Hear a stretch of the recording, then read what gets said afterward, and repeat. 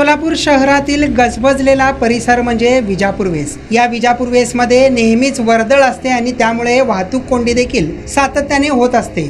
सध्या रमजान महिना असा पवित्र महिना सुरू आहे, त्यामुळे या भागात अत्यंत अशी सातत्याने वाहतूक कोंडी होत असल्याचं लक्षात आल्यानंतर पोलिसांकडून या चौकात मधोमध उभारून व्यापार करणाऱ्या व्यापाऱ्यांना, चारचाकी वाहनधारकांना रस्त्यातून काढून हा रस्ता आता मोकळा करण्यात आला आहे। त्यामुळे विजापूर वेस परिसराकडून 12 इमाम चौकाकडे जाणारा हा रस्ता आता मोकळा श्वास घेत असल्याचं दिसून आलं आहे। नागरिकांकडून सातत्याने या ठिकाणच्या तक्रारी महानगरपालिकेकडे करण्यात आल्याचं देखील बोललं जात आहे। त्यामुळे पोलिसांकडून आज कारवाई हाती घेण्यात आली होती। यापुढे अशा पद्धतीने जर कुणी रस्त्यावर अडथळा निर्माण करतील अशांवरती कारवाई करण्यात येईल असा इशारा देखील पोलिसांनी दिला आहे। तसेच महानगरपालिका आयुक्तांकडून या ठिकाणी मधोमध डिवायडर करण्याची मागणी देखील जोर धरू लागली आहे। त्यामुळे आता पोलीस प्रशासन अथवा महानगरपालिका आयुक्त या रस्त्याच्या मधोमध डिवायडर करून या रस्त्यावर होणारी वाहतूक कोंडी कायमस्वरूपी बंद करतात का हे पाहावं लागेल।